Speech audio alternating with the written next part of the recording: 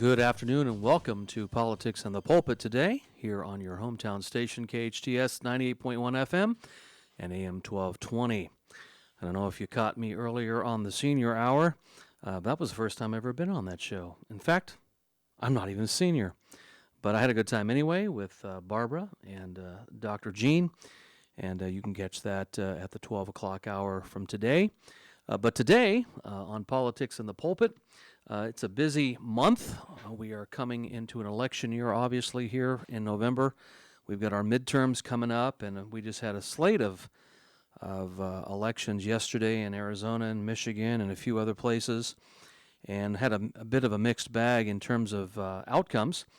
But over the next several weeks, we're going to be having several candidates drop by here, either in person or calling in to the show and allowing me the privilege to interview them. Today, during the second half of our show, Republican hopeful Mark Moiser will be calling in and giving you reasons why you need to vote for him over Alex Padilla.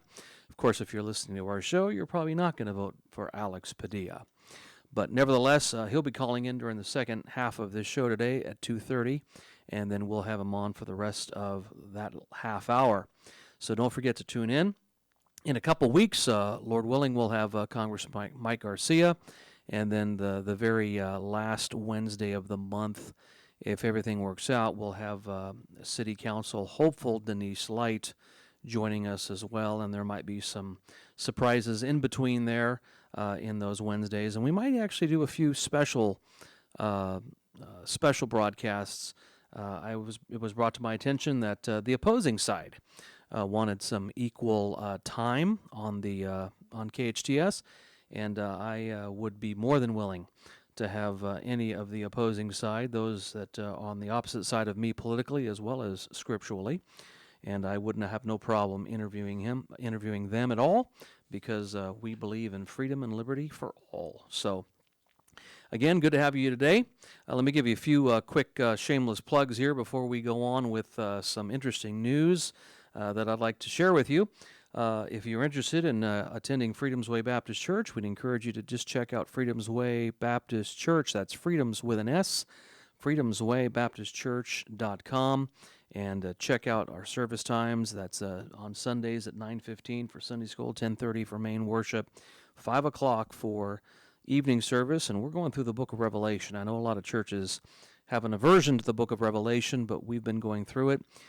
So join us for that at 5 o'clock, and then on each Wednesday at 7 o'clock, we do the book of Jude. Just introduced that a couple of weeks ago. We also have a school. We're only about 2 weeks away from starting. The teachers are getting their classrooms ready, and all the kids, I'm sure, are getting bummed out because summer's coming to an end. But in about 2 weeks, we'll be starting our school, and that's Lighthouse Christian Academy. You can find that on our website, freedomswaybaptistchurch.com. And then don't forget also, on August 28th, we have our Meet the Candidate Sunday. Several of the candidates that will be on our show here in the month of August will be at our Meet the Candidate Sunday on August 28th at 10:30 a.m. As of right now, we have about 14 candidates that are going to be showing up. We're still waiting for Brian Dolly to confirm whether or not he'll be able to attend, but nevertheless, we're looking forward to that Sunday. We're going to have a meet, munch, and mingle after the morning worship service, so you can get around and talk to the elected official or the prospective elected official and kind of get to know them. Also, our featured speaker that day is going to be Todd Starnes. He, of course, is a Fox News contributor, has had, I think he bought his own radio station over there in Tennessee, but he'll be flying out, and as long as we promise him biscuits and gravy, I think he'll do a good job for us on that morning as our special speaker there. Nevertheless, good to have you here today, and I wanted to kind of deal a little bit with the kind of science fiction world we're living at the moment. We seem to be living in a time where things are being redefined for us right in front of our face in real time. I mean, things that were true 5 minutes ago seemingly are being redefined, in real time. things are being redefined. I mean, you got people scrambling to go on Wikipedia to redefine what the word recession means because the administration has a hard time conceding that we are indeed in a recession. I remember years ago, I wasn't a Bill Clinton fan, but obviously Bill Clinton was represented a more saner time within the Democratic Party. I remember they asked him what a recession was, and he said 2 consecutive quarters of low growth, and that's what we all assumed. But yet, I think there's a Red State article or a political article or something like that came up with how Wikipedia has changed in the last week and a half. All of the people that have come in to try to redefine what recession means on Wikipedia, which of course anybody can do. I guess it's kind of a free for all to come on there and redefine things. But yeah, we're probably in a recession. But I understand why the administration wouldn't want to concede that. But we've had 2 consecutive low growth quarters. And so there you go. We're probably in a recession. Obviously, most of you all lived through the last 2 years under COVID-19, the China virus.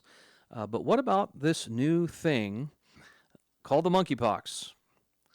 The monkeypox, exactly. What in the world is that? Heard about it just a couple of months ago, and I remember a former member of our church who now lives and resides in the grand state of Wyoming that is going to hand Liz Cheney a whipping defeat in about 2 weeks. She was all concerned about monkeypox, and I just did a brief study of that. I mean, literally brief at the moment when she was messaging me saying, what about this monkeypox thing?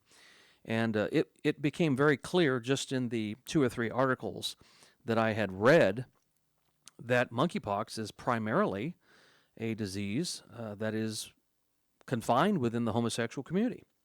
And there is a article on Red State written by Brandon Morse. It was yesterday's article, and I'd invite you to go on to Red State and look at it yourself. It's in the archives, I'm sure. But why is saying monkeypox, a disease primarily suffered by the homosexual community, a problem? Exactly. Why is it a problem? I'm going to read a little bit of this to you. It's not a very long article, but I think it'll be very insightful. It goes on to say, our society suffers from a very odd disease, and no, it's not monkeypox or COVID-19. It's the absolute refusal to admit the truth when it's staring you in the face. Now, here's what's interesting. John chapter 8, verse number 32 says this, and ye shall know the truth, and the truth shall make you free. Truth seems to be on trial. This article, I'm not terribly certain if Brandon is a Christian or not, but obviously he rings true here in this article. He goes on to say, for a time you couldn't say the vaccines didn't work. If you recall, they've redefined what vaccination is or what a vaccine is. Originally, it was supposed to provide some sort of immunity, and now, of course, that the current vaccines haven't really done that, they've had to run in and they've had to redefine what that means.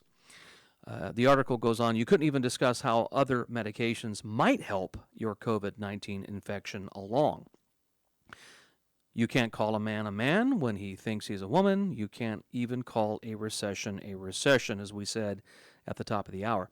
Now, our society refuses to label the monkeypox outbreak what it is, a disease primarily suffered by the homosexual community. Now, according to the New England Journal of Medicine, and again, I'm assuming this is a peer-reviewed study, and the New England Journal of Medicine is not just some hokey journal of medicine. I'm assuming this is a Stewart, and people read this. It says this, the monkeypox virus is indeed making its way across the nation, but 98% of those infected are either gay or bisexual men. The journal goes on to say, quote, we report 528 infections diagnosed between April 27th and June 24th of 2022 at 43 sites in 16 countries. Overall, 98% of the persons with infection were gay or bisexual men. 75% were white, 41% had human immunodeficiency virus infection. The median age of the infected was 38 years. Transmission was suspected to have occurred through sexual activity in 95% of the persons with the infection. Well, if you can do the math, just real quickly here, that leaves a whopping 2% of cases being suffered outside of the homosexual community. This easily makes it a disease that you really don't have to worry about unless you're sexually active in the gay community, which perhaps most of you hopefully are not. However, the president just said, or the hologram in chief, said the other day that, quote, everyone should be concerned about it. Well, I'm here to say that everyone should not be concerned about it. And what's even more remarkable is our governor declared a state of emergency for extra monkeypox vaccinations. Now, let me just say this. There are two states right now with high monkeypox disease individuals, California and New York. I'll leave it to your imagination why that's the case. Now, why in the world would the president say that everyone should be concerned about this? Because he is trying to somehow deflect from the fact that this is a mainly gay disease that is contracted through gay sexual activity. Now, again, I'm not suggesting that we shouldn't care about this.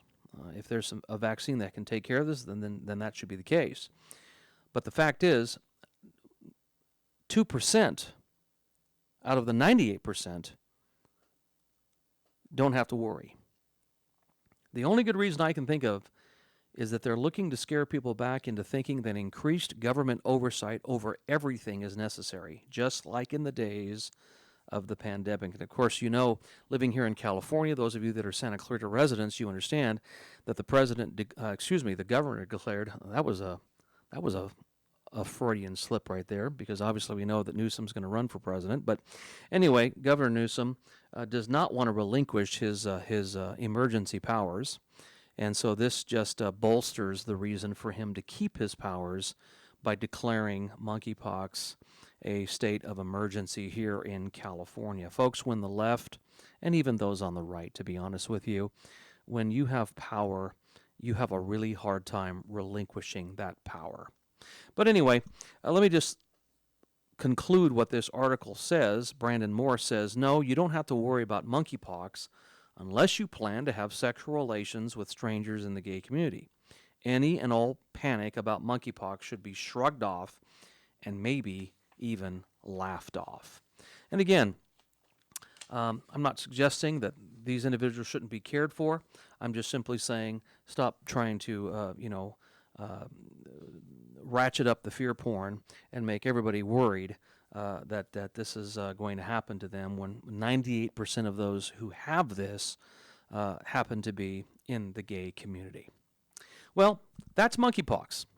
Again, they're going to try to redefine that. They're going to try to somehow give the impression that this is something that everyone's going to get. It's all a part of the left's notion of redefining things in real time. If you remember, they tried to redefine, well, they've been trying to redefine everything lately here. I mean, there isn't anything that's really that's safe.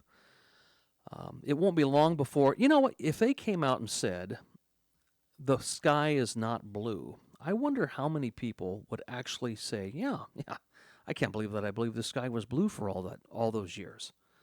I wonder how many people would fall for that. I mean, seriously. I mean, a government official came out with a study, millions and zillions of dollars that were thrown at it, saying the sky is not blue, and if you believe it's blue, we're going to deem every Facebook post that you put out there as misinformation, and if you keep posting it, we're going to flag you, and then we're going to put you in Facebook jail. I mean, this is how it works, folks. This is how it works. And there'll be more of this redefining of words and people running to Wikipedia and Merriam-Webster complying and paying obeisance to the woke culture by redefining words or dumbing down words or adding words to the dictionary that 2 minutes ago did not exist. And might I just also say, for those of you who happen to be a part of a more progressive church, first of all, I don't even know why you're a member of a more progressive church. But secondly, if you're part of a church where the pastor keeps acquiescing to the culture that actually falls for some of these redefined words and uses them from behind the pulpit or preaches on them as if they're somehow authoritative when, of course, 5 weeks ago they weren't, then you need to leave those places. Those are not worthy places of your time. They're not really places of worship. And frankly, the pastors that are there are nothing more than hirelings. So please, do yourself a favor and find a church that believes the Bible literally. With that said, that helps us now to look at the very next topic that I want to just kind of move on to. And this was something that I heard the other day on radio coming down into Santa Clarita. And I don't normally visit the Dispatch. The Dispatch is a relatively new site that was founded by guys like David French and Jonah Goldberg. These are disaffected, anti-Trumpers that formed this Dispatch. And, some of these guys have lost their significance within the Republican world. But David French claims to be a believer, and I guess I have no reason to doubt him, but he claims to be a believer. And he has a article out that he wrote back in July called "The God Gap Helps Explain a Seismic Shift in American Politics." And it goes on to say the most important religious divide isn't between the right and the left, which, of course, most people automatically assume, right? The left thinks the right is full of a bunch of fundamentalist Christians, and the right thinks that the left is full of a bunch of godless heretics. But in reality, French writes, the divide, the religious divide, is actually between the left and the left. Let me just give you just a few highlights of this article. He says there's talk of realignment in the air. If you think all the way back to 2012, you might remember a certain phrase, the coalition of the ascendant. This was the Obama coalition, the collection of all of America's growing demographics, from non-white voters to single women. And then, of course, in contrast, you have the Romney voters, who were fading, white, Christian, and married. They were the demographic losers in a population that was becoming both more diverse and more secular. Democratic dominance was inevitable. I don't know if you remember back in 2009 when Obama won a resounding victory against John McCain, who, of course, was a lackluster Republican candidate in the first place. And the only reason there was any excitement was because of Sarah Palin as his VP pick. But nevertheless, Barack Obama won 69 million votes and change. That was a huge, huge win. I think at that time, that was the largest win in history for American president. And the whole point was the demographics were moving in the Democratic direction, and there was talk when Obama won that for the next generation, we would not see a Republican president, or the Democrats would have complete power in both chambers of the House for like 20 or 30 years. Now, of course, that did not happen. In 2010, there was the midterms, the Tea Party, all of that, and we know what happened there. Obviously, we know in 2012, Romney lost to Barack Obama. As most of you know, Romney was only maybe 1 or 2% more exciting than John McCain, but at least he looked good on television. But he lost. And then 2016 happened. We'll pick up this analysis by David French on the other side of the break. I think there's some interesting things here that French points out that I think you will find interesting as well. And again, you're listening to Politics in the Pulpit here on your hometown station, KHTS 98.1 FM and AM 1220. We'll catch you in just a minute. No doubt about it, LA is an awesome place to live. But even while living in the land of beaches and mountains, it's safe to say that we could all use a real vacation right about now. One where you don't have to stop for gas, cook your own meals, or strip your own sheets. Lucky for us, Princess Cruises has a port right here in LA. Now, for a limited time, LA residents can sail with Princess from just $89 per day to the beaches of Mexico, the tropics of Hawaii, or cruise along the California coast without getting stuck in traffic. That's right, just $89 per day. And while these great destinations aren't going anywhere, these deals won't be around forever. So visit princess.com, call 1-800-PRINCESS, or contact your travel advisor to book your cruise today. Set sail with LA's cruise line, Princess Cruises. Terms and restrictions apply. Promotional pricing ends November 30th, 2021. Ships are Bermudan and British registry. Before booking, consult the CDC website at www.cdc.gov. Why did Mercedes-Benz of Valencia win the Dealer of Excellence Award in 2019?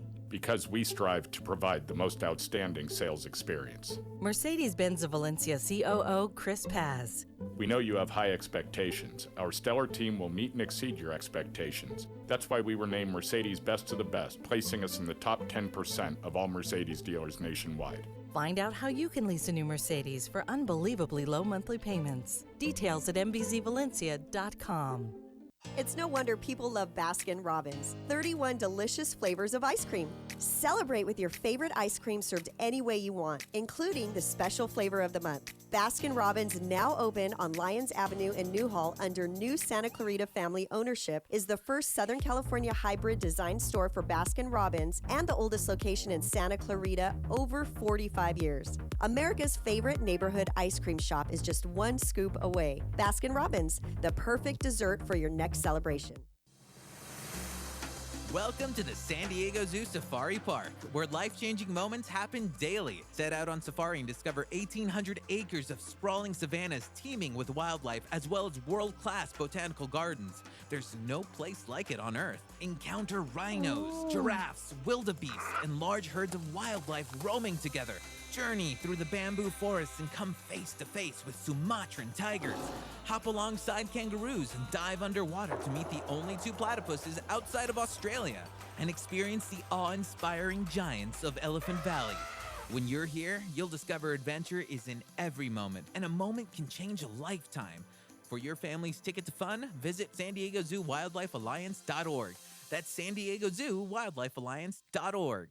Helping lead the way to a greener future, all of Burtek's Santa Clarita Valley waste collection trucks run on clean-burning natural gas. Burtek takes pride in their community, and they've been serving the SCV for nearly 2 decades. Because at Burtek, we'll take care of it. Hometown, your hometown station.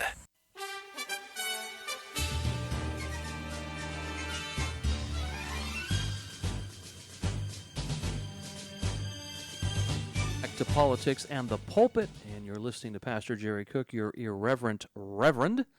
When we last left you here on 98.1 FM and AM 1220 KHTS, we're talking about an analysis here given by David French on his dispatch. We talked about the moving and shifting demographics, and what I think we'll do is we'll pick up on that and just right after we talk to Republican hopeful Mark Moiser here in just a few moments. And we'll pick back up on what David French has to say about the coming God gap or the seismic shift in American politics that I think you'll find very interesting. We'll pick that up right before we close out the show today. But Mark Moiser is running for election to the U.S. Senate to represent California. Mark is a native of California with a proven record of fighting for your constitutional rights. Mark is against vaccine mandates, he's pro-life, and wants to be our next Republican senator. And, of course, if you're listening today, you're probably not going to vote for Alex Padilla, so obviously you should be voting for Mark Moiser. So here on Politics in the Pulpit, welcome Mark Moiser. Hey, thanks for having me on. Good to have you with us today, Mark. And where are we today? I'm in L.A. County today. Great. Are we doing any kind of campaign stuff today that's exciting? A lot of people think that campaigning is a lot of fun and excitement, but it's there's a lot of work behind it, from, having to study bills, draft positions, social media, telephone calls, making fundraising calls, and then, of course, attending events. So, after being on the campaign trail now for about 14 months, to me, it's just another day. It's like going to your job and doing it again. I do love talking to the people and getting out there and meeting them, but after doing it for a year plus, it'd be just like, going and doing the same job day in and day out. To me, it's the job, it's what I do. You just don't necessarily see it as, oh, this was a fun, exciting thing that happened today. Well, yeah, I think a lot of us who have never been involved in politics, we tend to romanticize, running for office, much like we romanticize the Wild West, not realizing that it's rather woolly and wild out there. But the fact is, obviously, there's a lot of miles that you're going to have to put in, and a lot of time away from the family and things of that nature. So we'll be praying that things go well in November. But give us a thumbnail sketch, if you would, of just who Mark Moiser is, if you would, sir. Well, as your introduction kind of mentioned, I am an attorney. I work with the Dillon Law Group. I do constitutional law here in the state of California. I was one of the nation's leading COVID attorneys with over 30-some lawsuits against federal, state, and local tyrants who decided to ignore the Constitution in depriving people of their rights of life, liberty, and pursuit of happiness. And so we were very successful. We ended up taking 4 of those cases all the way to the Supreme Court before we won them. But we were able to help a lot of our clients, whether it was the shutting down of churches, shutting down of businesses, shutting down of schools, shutting down our beaches, and, even when they shut down the Capitol from First Amendment activities. So very active in fighting for the people, but, I just decided that I needed to take that fight and go to Washington, D.C., and actually continue the fight for our constitutional rights there. Well, I thank you, Mark, for doing that, and I'm sure some folks have benefited greatly from what you have done over the last couple of years. And let me ask you this question. What kind of support are you getting from the Republican Party here in California, the apparatus, the Republican Party? What kind of support are you getting from them? Generally speaking, the California Republican Party is they really focus in on the congressional races that are in play. So most of their resources are going into about 10 to 20 seats that they think are going to be the closest. And so in those congressional districts, I really don't have to worry much. They're getting my message out, and I then take my time and my effort, and I focus more on the areas of the state that they're not spending their time. So if we're in a area where there's a highly contested congressional seat, my name is getting put out there. They're handing it out at the doors or driving out the Republican vote. But if they're not if somebody lives in an area that's not being covered by the Republicans, then that's where I have to spend a little bit more time and effort. Sure, and I know here in Santa Clarita, or the 25th Congressional District, which will be the 27th in November, I know that Congressman Mike Garcia is, they are going to spend millions here. Pelosi's going to spend millions to try to unseat him and try to get Christy Smith into the seat. So there's no doubt that it will be paramount to get your message out here in the 27th Congressional District through the congressman. So let me ask you this, Mark. By the way, I followed you on Facebook for several months, and I appreciate the pictures that you post about California. California's a beautiful state. Would you agree? Oh, every state likes to claim that they're God's country, and I have visited all 50 states, but there's something special about California. I mean, we really have it all. If you want oceans, we got beautiful oceans. If you want islands, we have islands. Yeah. If you want mountains, we have mountains. If you want that desert, we got desert. I mean, we got the big city, we have the rural. I mean, we have vineyards. It's one of the best things about campaigning in the state of California is that you really see some beautiful parts of this state. No, and you've posted some great pictures of our state, and I'm an advocate for the state. I've always loved the state. I'm a native such as you are, and I've always told people, I says, man, we've got the ocean here, we've got the deserts here. You can enjoy the deserts, but then go 45 minutes to an hour up the mountain and go skiing. I mean, there's just so much available here in the state of California. I just came back from Hawaii with my family a few weeks ago on vacation, and of course I enjoyed it. I'm not going to say I didn't enjoy it, but my oldest son says, if we want beaches, we could just travel down the 126 and go to Ventura. Exactly. Now, the Hawaii beaches are a little bit warmer. They are a little bit bluer, and they do have a different type of fish that you could see if you want to go snorkeling or scuba diving. Yeah. But, hey, anybody can go out to Catalina and they can actually see a lot of the same stuff that you see elsewhere. So it's we really are spoiled here in California. We really are, and it would be great if on November we would have some Republican representation in the Senate. Let me ask you this question, Mark. Do you believe that you can persuade? I mean, here we are in California where Republicans, Democrats outnumber Republicans, obviously, and we've got a bunch of independents in our state, and we have a bunch of folks that don't want any particular party or don't identify with any particular party. Do you believe, Mark, that you can persuade independents and common sense liberals, because there might be a few of them out there, and some of the folks that really don't want any party, can you somehow persuade them to support you over Alex Padilla? And if so, how will you do that? Well, that is the $20 million question, as they like to say. This is actually a very interesting year because if you look at polling data, we actually see that there is the party in power right now has done a lot to destroy their base. If you look at the independents, which make up what is about 28% of California's voters, almost 1/3 right now, their favorability towards Joe Biden is negative 50 points. And this is a demographic that he won by over 20 points. So there's like a 70-point swing of 1/3 of California voters. The Hispanic vote is a vote that he won by almost 40 points. Actually, it was like 50 points. And he's now underwater in that. So we see, again, among 1/3 of California voters, we see that the Democrats have lost over, I think it's like 58 points. You look at the parents, which regardless of your party, parents who have minors living at home, this is a demographic that tends to vote Democrat. 3 out of every 4 voters is now 2 out of every 3 voters.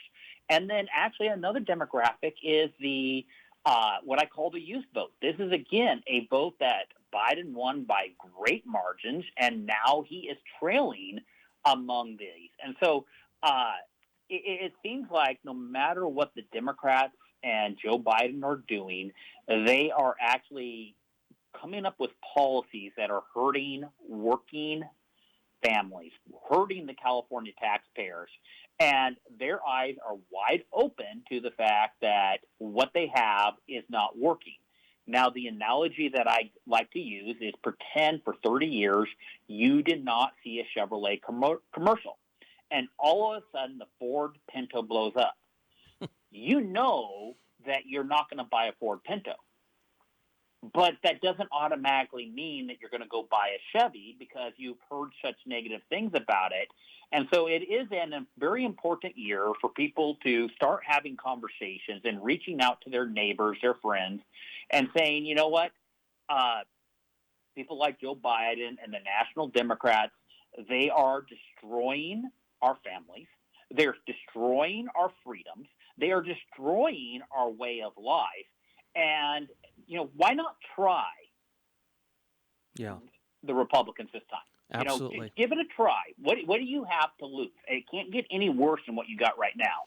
And, granted, it's, difficult to get our message out there. But the thing is, there's a lot of people who are naturally already predisposed to looking for an answer. And so it does make our job that much easier this year. Exactly right, Mark, and I do hope that California does take you up on that offer. Real quick here, as we kind of close out this segment, can you briefly tell us a little bit about your faith, Mark, and how your faith may inform your decisions should you be elected this November? Well, I am a born-again Christian. Both my grandpas were pastors here in Southern California. My dad was a pastor. My brother's a pastor.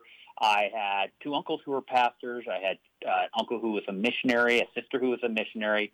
I personally am the black sheep in the family in that I play politics and law rather than standing behind a pulpit. That being said, when you run for office, there are jurisdictions, and there are some things that, I understand belong to the jurisdiction of the church, and there are some things that, as Jesus said, render to Caesar the things that are Caesar's and unto God the things that are God. And as a candidate running for U.S. Senate, I understand that I'm taking an oath to uphold the United States Constitution. And so on things that deal with the government, I am very constitutional centric, and then I look to making decisions based upon the Constitution. Now, when it comes to matters of faith, where the government is interfering with that right, I'm going to be standing behind the churches to have their constitutional rights to practice their faith and to keep the government out of the way of the pulpits, to keep the government out of the churches. And so that is within our constitutional framework, and that is how I stand, is that, I'm going to stand behind pastors, behind parishioners' right to freely exercise their faith. Absolutely. And for government not to get interfere with that. Well, very good, Mark. Well, we're excited about having you as part of our Meet the Candidate Sunday on August 28th in just a few weeks. And coming right up. You, along with several other candidates that are either vying for office or are vying to keep the office that they're in, will be there. And we can't wait to have our meet, munch, and mingle after the services to get to know you a little bit better. But as we kind of close out this section, where should folks go if they want to know more about Mark Moiser and if they want to contribute to your campaign for Senate? Where would they go, Mark? I would encourage them to go to markmoiser.com. That's markmeuser.com. They can also find me on Twitter, Facebook, Instagram, and Truth Social. But my website, again, is markmoiser.com, markmeuser.com. Mark, in 1 minute, give me the origin of that last name. Moiser. It's German. It is German. Yeah. Wow. I it's so funny. So many people have been trying to pronounce your name around me, and I'm like, I think it's Mark Moiser. Have I got it right? You got it right. You said it got right. Right. My German mother-in-law would be proud of me, so that's great. Anyway, Mark Moiser, we are thankful for you. Thank you for coming on today at Politics in the Pulpit. And as a pastor, I will be praying for your campaign and looking forward to meeting you face-to-face on August 28th at our Meet the Candidate Sunday here in Santa Clarita. And again, give out that campaign information, Mark. markmoiser.com, markmeuser.com. Thank you very much, Mark. God bless you on the trail. Thank you. All right, that's Mark Moiser. And again, take a look at him on Facebook, Instagram, all the other wonderful things that he's got going for him with today's platforms, and take a look and see what his platform is, and have an educated look as to who you're voting for. There's one side that's always just going to vote because it's a D, and we should not necessarily vote just because there's an R, but we want to make sure there's an informed vote going on there. And all I can tell you is that I really didn't know who Mark Moiser was prior to this year, and I'm just kind of conceding the facts here. But the fact is as I've gotten to know him through some of the social media that I've been reading, some YouTube interviews that I've seen, and then, of course, having the opportunity to talk to him yesterday I'm starting to develop a real good comfort with Mark. And so I would encourage you guys to take a look. There's only two candidates. There's Alex Padilla and there's Mark Moiser. There's one that's going to represent the status quo for the state, and the other guy that's going to represent a different direction from where we're currently going. When we come back here on Politics in the Pulpit, we're going to continue on with the David French article and conclude with this seismic shift and talk about just the divide that really doesn't exist between the right and the left, but rather the divide is actually between the left and the left, and I'll explain that here in just a little bit as we come back on KHTS, your hometown station, 98.1 FM and AM 1220 KHTS. See you in just a minute. There are many memorable restaurants in Santa Clarita, but three words stand out from the crowd. Mom can cook. Mamá puede cocinar. Mom can cook the best Thai food on this side of the planet. Mama fait la cuisine. No matter what language you use, Mom can cook says it all. Thai food at its finest, all your favorite dishes and Mom's very own original specialties. Experience it on Soledad by the Canyon Country Post Office. Mama 요리가 좋으세요? Mom can cook.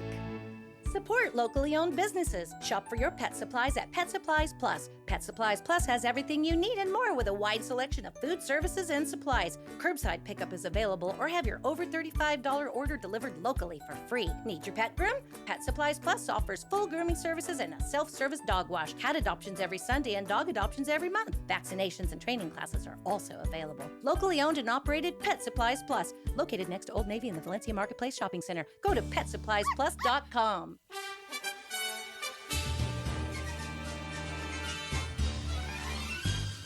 Pastor Jerry Cook here. Listen in every Wednesday at 2 p.m. for Politics and the Pulpit. Think they don't mix? Tune in Wednesday at 2 p.m. here on your hometown station, KHTS 1220 AM and 98.1 FM. Join us. Many families face a new challenge. Childcare has forced one parent out of the workforce. Otter has created a solution. Otter is a childcare marketplace that connects Santa Clarita parents who need childcare with stay-at-home parents who can care for your kids alongside their own. Otter unlocks the ability for those parents to earn money and provide badly needed childcare for our valley. Otter connects you with your neighbors. Register for free at withotter.com. Withotter.com. Otter, childcare that feels like family. It's like no other station I've ever listened to. It's great. Your hometown station.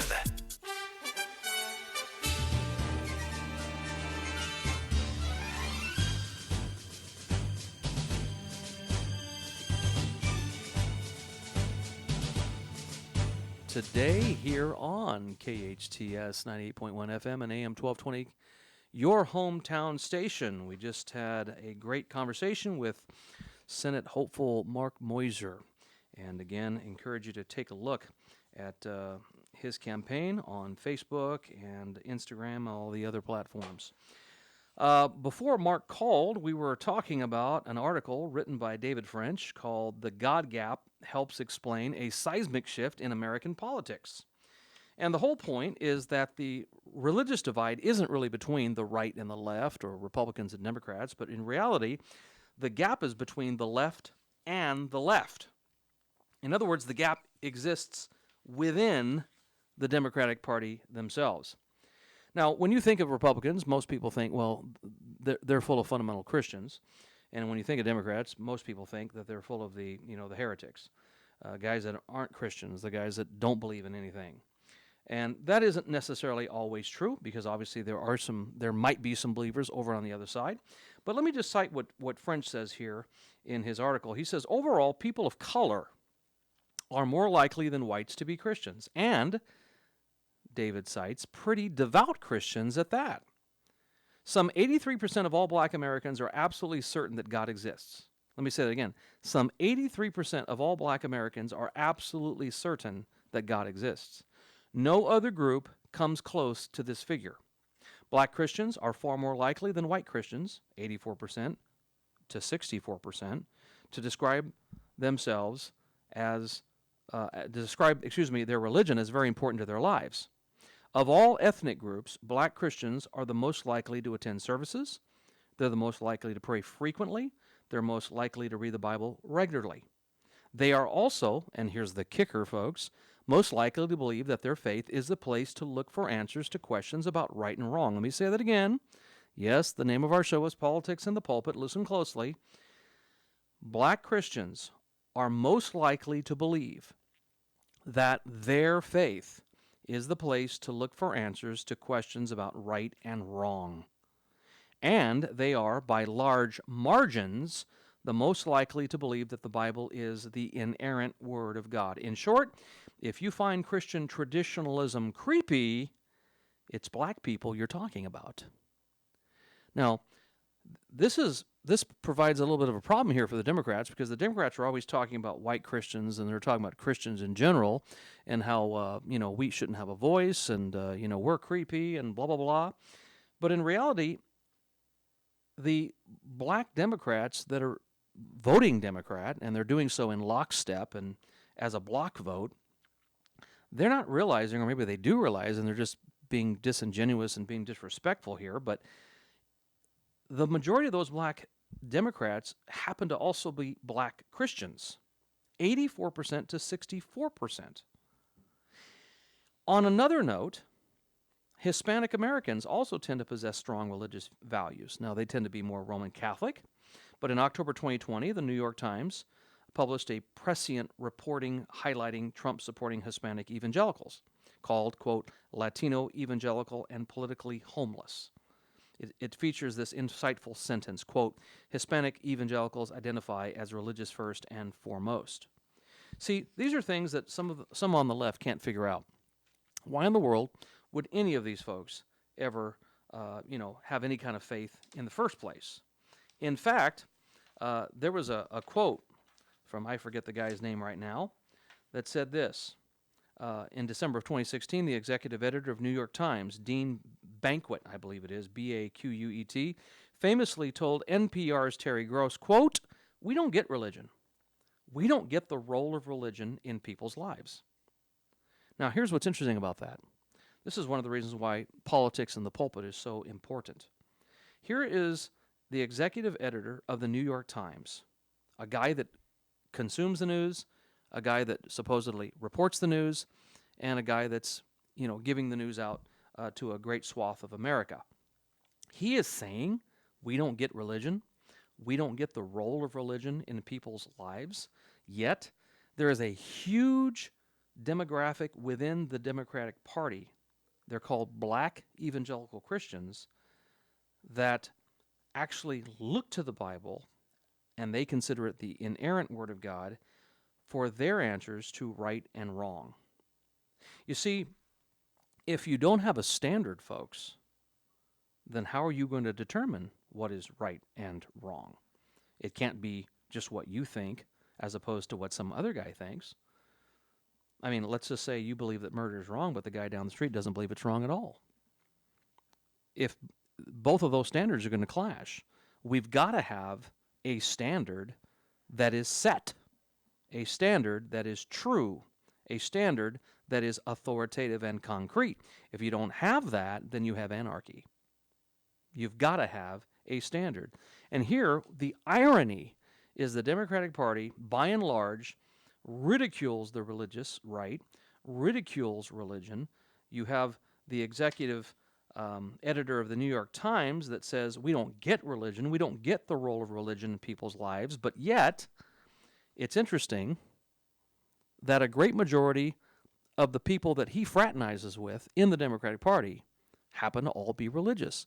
Think about all the Democrats that are running for president just in the last 30 years. Where do they end up? They end up in black churches somewhere down south, right? They want to speak at the church that Martin Luther King Jr. pastored, or they want to speak at this black church or this black church. You all remember Hillary Clinton, I'm in no ways tired and all that, political jang and mumbo jumbo. She was trying to imitate a black individual, and she's, saying all kinds of things. That's just negative and condescending, but yet they take for granted that vote. See, the seismic shift is not between the right and the left. The shift is actually between the left and the left. It's happening in their own party. And what we need to do as Christian conservatives is persuade them out of the left and to find their home in constitutional conservatism. Well, that's the show for today. In the next couple weeks, like I said at the beginning, we're going to have Congressman Mike Garcia. We'll have aspiring city council member Denise Light, and several other candidates that will jump in from here to there. Again, if you'd like to visit Freedom's Way Baptist Church, we'd encourage you to come on over. Services are at 10:30 a.m., 5 p.m. in the evening, and 7 p.m. on Wednesday nights.